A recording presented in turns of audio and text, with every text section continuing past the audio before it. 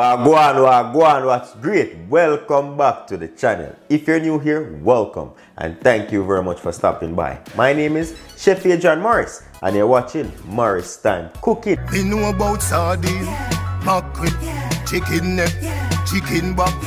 Nothing our waste, nothing our dash way.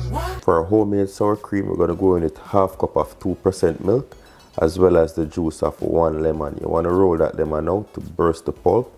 Then we're going to squeeze that through a strainer to prevent any seeds from falling in.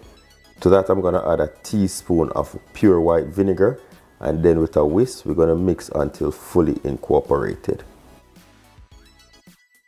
So once that's mixed, we're going to go in with half cup of whipping cream, and this will help us to thicken this sour cream. Once you mix that thoroughly with your whisk, you should have a nice creamy looking mixture just like this.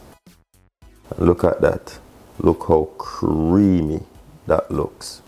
I'm going to pour that mixture into a jar, and then we're going to seal that off with some damp paper towel. You want to get yourself some plastic wrap, and then you're going to stretch that to create somewhat of a rope, or if you have it rubber bands you can use that. I'm going to tie that around the paper towel just to get everything sealed.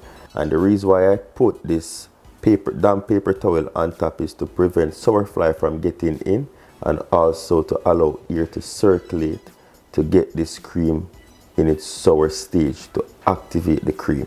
You're going to leave this out on your countertop overnight, or 24 hours is best. I have here one that I made up prior, and this was sitting for over 24 hours, and I'm going to show you what that looks like in its activated stage, nice and thick. So you will look at the bottom and you'll see all that lime juice settled. That's totally fine. I'm going to open that up, pour that out, and then we're going to mix it and show you what it looks like.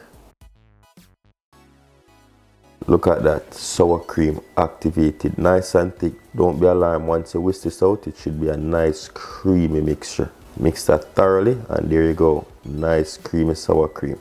Now we're going to compare that with the store-bought to just show you what that looks like. Store-bought, settled and everything, once you mix that up, that's what it looks like. And the store-bought one, however, you know, it's been in the store for weeks, so it will be a bit creamier than ours homemade. But look how creamy ours look. Nice sour cream made easy. And look at the comparison of the two.